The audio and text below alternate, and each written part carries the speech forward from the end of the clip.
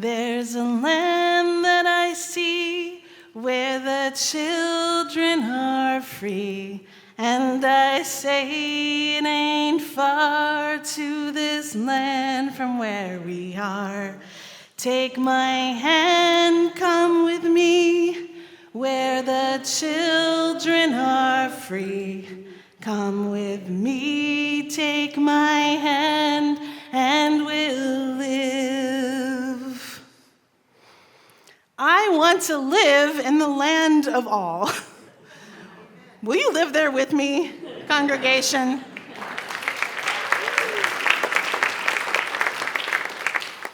I mean, what is gender anyway? And why does it matter? Gender is constructed by humans. It comes from us. It is imagined by us. And gender, I think, is a mystical experience.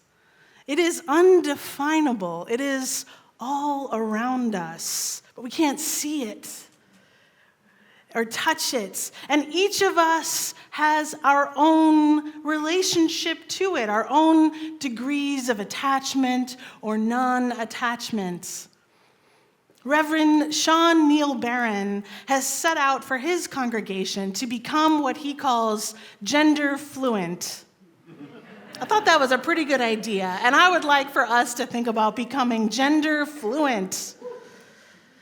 So he invites Unitarian Universalists into an ethic of 3 C's: becoming curious, conversant, and courageous about gender. Curious. Well, curious, this is just our religious call to wonderment before judgment. The alternative answer to rejecting that which we don't understand. Curiosity. Curiosity, the invitation, the spiritual call to listen and listen deeper and learn. Next, Reverend Neil Barron challenges all of us to become conversant in gender, using pronouns whenever we introduce ourselves. Understanding the differences between sexual orientation and biological sex and gender, which really has little to do with genitals and much more to do with the social story of what makes a boy or a girl or a person. And finally, Reverend Sean asked that question, what if we could all become gender courageous as an extension of our radical hospitality that we practice as Unitarian Universalists, understanding that we all want to be respected, loved, and welcomed, and to be free to be who we truly are, and not just in some places, but everywhere. So what does it take to become gender fluent? Often, I think it begins with a look backwards at your own memories of gender and how you constructed a self anyway, and an identity. I think that can be a good first step. When we were young, many of us in those early years lived in the land of all. Before we even understood, what is it, the either or the or? I think that's not quite it. This or the that, this or the that. Some of us have known people who lived there already. We have known people in our own histories who lived there already, while the rest of the people still resided in the land of this or that. And in many cases, if we look back at our memories of these people we maybe have known, this has caused great hardship and struggle because the stakes are actually very high. Transgender kids, teens, and adults do not struggle with mental illness, depression, or suicide because they are transgender or because they are gender non-binary, but because they experience rejection and isolation from the larger society. It is society's problem. It is all of our problem. Now, for some of us, we maybe for many years have considered ourselves gender neutral or gender conforming or maybe just gender typical. This is actually one definition of privilege, isn't it? The lack of effort or thought applied to assimilating into the cultural norms because you just feel typical. The fact is, today, right now, conservative politicians across many states are using the construct of gender, this imaginary, mystical gender, as a wedge issue, with catastrophic results for transgender kids and for the parents who are raising them. Suddenly, there are legal attempts to outlaw drag performing even, to ban life-saving gender reassignment surgeries and treatments, legal moves to control education and parenting choices around gender, and just generally codifying the limiting of safe spaces where kids and adults can experience gender alignment and personal safety. So gender may be constructed, but the consequences of these proposed laws are very real. In our own lives, I do think we can think about moments maybe, where we have all experienced some gender, maybe not dysphoria, but dissonance. Okay, here's one of mine. I remember sticking it out in my Girl Scout troop for years. But the truth was, I hated most of the activities. Arts and crafts, making doilies, sewing patches, sewing anything. Selling cookies felt ridiculous and terrifying at the same time. I didn't even like the little green outfits, the scratchy material, the short skirts. I never wore skirts, the tights that were not made for running.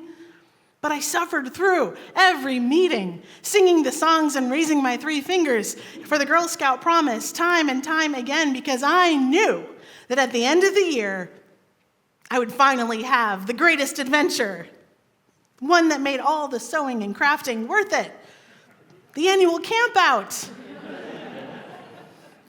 Raised a city kid, I reveled in the wild outdoors, the chance to explore and use a compass, to build a campfire and pitch a tent. I loved cooking over the open flame, making chili and grilled cheese, staying up late for s'mores and storytelling. I lived for the annual Girl Scout campout. Until, that is, I believe it was 5th grade. And you have to understand, we were like a Girl Scout family. We went to the camp. My 2 sisters were Girl Scouts. 5th grade was when I learned about the activities in Boy Scouts.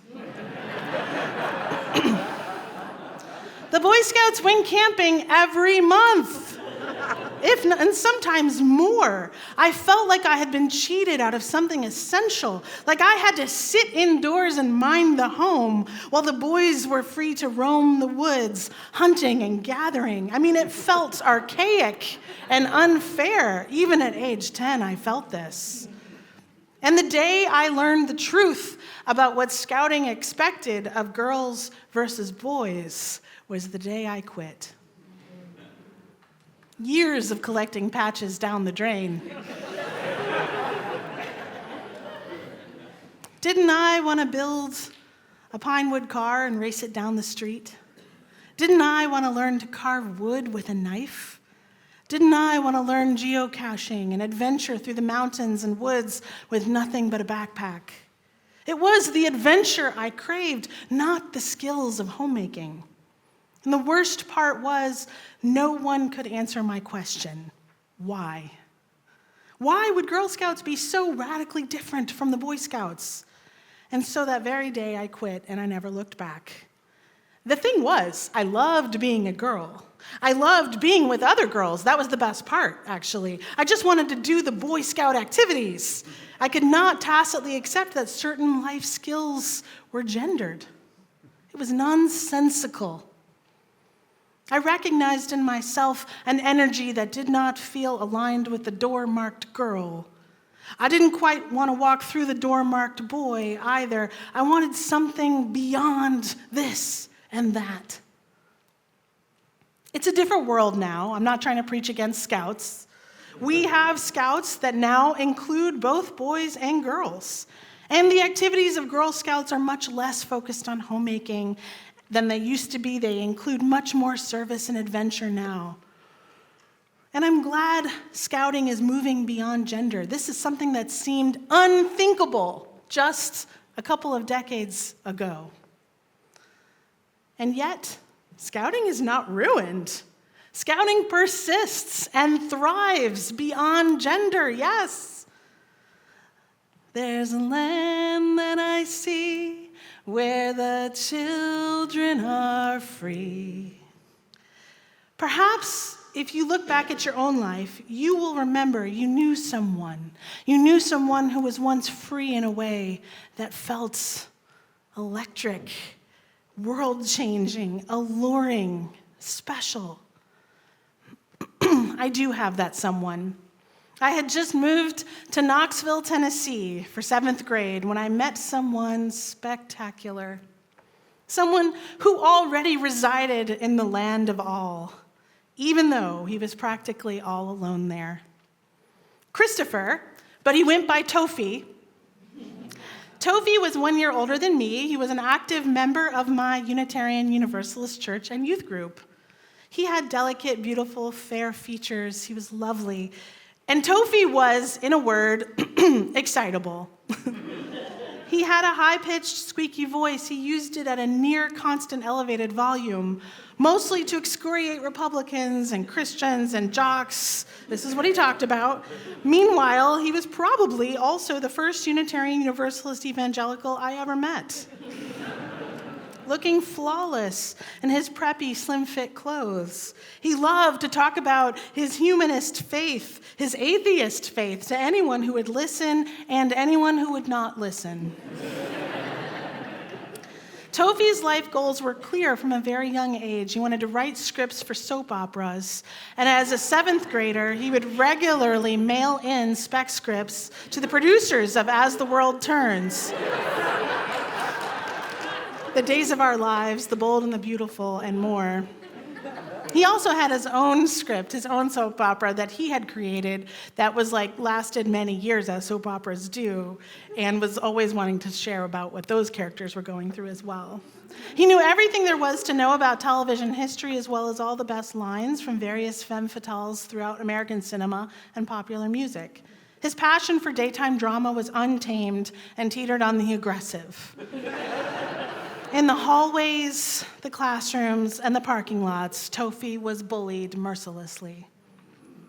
A few of the popular girls could not help but love him and his impeccable clothes, but our East Tennessee suburban middle school was no country for girly men. Tofi was, and always would be, himself. There was no tamping him down, no diminishing his spirit, no calming his hyperactivity. He was frustrating at times, but deeply, deeply loyal to himself, his beliefs, and to his friends. And I don't think most of the teachers at Bearden Middle School had ever encountered anyone quite like him. The thing about small communities in the South is that if you stick around long enough, people get used to everyone. Tofi did have his little group of friends. He had his other friends on daytime television. And he had us, his UU church and youth group, who would always welcome him no matter what. By senior year of high school, Tofi had not changed in the slightest. His voice never dropped nor decreased in volume. He was the same as ever. It was the rest of the school that had shifted. In their familiarity with him, they became more tolerant. He became accepted. A new person who would come to school would be introduced to him and might raise an eyebrow, but would just be told, "Oh, that's just Tofi." I don't want to sugarcoat it, though. The bullying was sometimes fierce and physical. The administration did not help him. They wanted him to assimilate. But I always considered it a victory that Tofi's voice never changed, his sachet never straightened. He never budged in his complete commitment to his unique expression of himself. It wasn't the gender expression that everybody was comfortable with, but Tofi was at ease with himself. And it is a happy ending. Not because life was easy for Tofi, but because though he stayed true to himself, he never stayed stuck. The year after graduation, he moved to Los Angeles and became a screenwriter.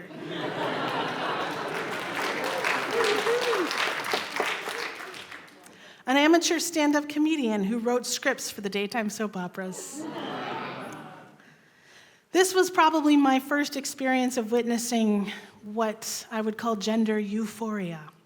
that profound feeling of joy and comfort that some transgender people and other people feel when your internal gender identity aligns with the external presentation. Gender euphoria is available to all of us. We can all love our gender expression, and we can all celebrate coming home to ourselves. Our UU faith demands we create communities of refuge and safety for all families with love at the center. But we must do more than just proclaim it. So I'm going to tell you what you're going to do this week. In our own state of Georgia, in this legislative session, Republicans have introduced Senate Bill 140, a bill prohibiting transgender youth from receiving gender-affirming surgery and hormone therapy. It also subjects licensed physicians who administer gender-affirming care to medical board violations. The time is right now to reach out to your state senator from your district. Write them, call them every day. This is what people on the other side are doing. And urge them to oppose this terrible, unnecessary, damaging bill. Trans kids are being used as political pawns in the battleground for money and absolute power. It is an assault on our religious values as Unitarian Universalists who honor the worth and dignity of every person, and whose faith, our faith, has publicly called for transgender-affirming actions for over 3 decades now, and has welcomed trans, non-binary, and intersex people as a cherished part of our Unitarian Universalism.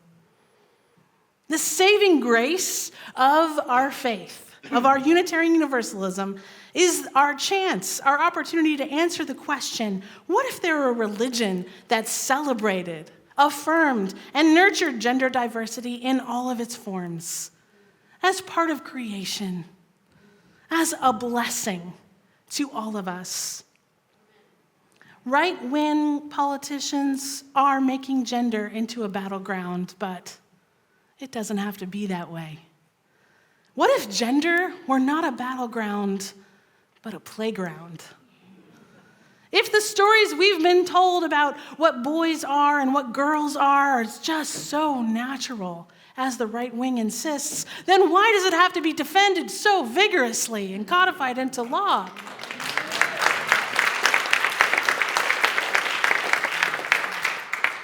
Now, I want you to know this sermon was inspired by a man in my life who once asked me, okay, but after gender is over, can I still love being a man?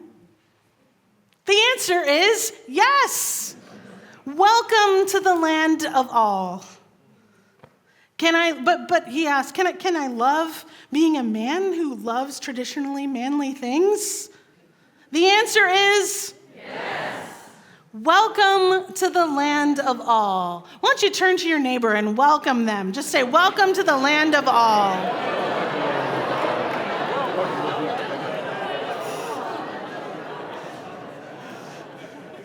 Can I be a woman, a feminist woman who wears skirts and loves the domestic arts? Yes. Welcome to the land of all. Can I be a grandfather who wore a suit and tie to work every day and who now paints his nails with his grandchildren? The answer is yes. Welcome to the land of all. Can I choose my own pronoun? Can I choose not to care about my pronoun? Yes. Welcome to the land of all. Can I be curvy and wear 3-piece suits? Yes. The land of all welcomes you. We could go on and on. There are eternally imaginative expressions of gender. There is a big, wide world out there. Gender need not be a box, nor a battleground, nor a burden. If it is a burden for you, well, you can lay that burden down right now. You can be glorious. You can sing glory, glory. Glory, glory, hallelujah.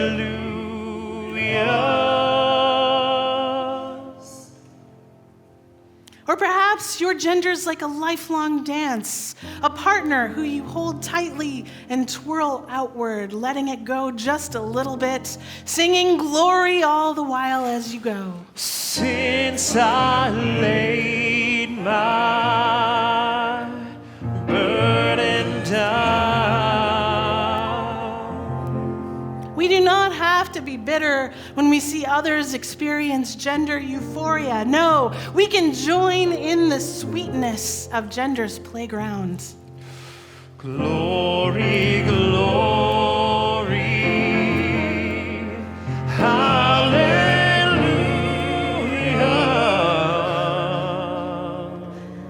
And you, beloved, you can become conversant in gender. You can celebrate courageously all the gender expression until you feel like shouting, "Welcome to the land of all, where all are free to be, where love shines everywhere."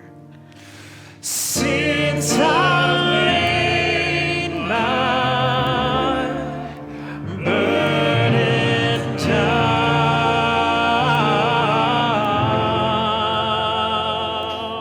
Get on up. Glory, glory, hallelujah. Since I laid my burden down. Glory, glory, hallelujah. Since I laid my burden down. I feel like dancing. We feel like dancing, dance. Hallelujah. Since I laid my burden down. Feel like dancing. Hallelujah. Since I laid my burden down. Life is sweeter, so much sweeter. Since I laid my burden down. Life is sweeter, so much sweeter. Since I laid my burden down. I feel like shouting. Hallelujah. Since I laid my burden down. I feel like shouting. Hallelujah. Since I laid my burden down. Love is shining all around me. Since I laid my burden down. Love is shining all around me. Since I laid my burden down. Since I laid my burden down. One more time. Since I laid my burden down.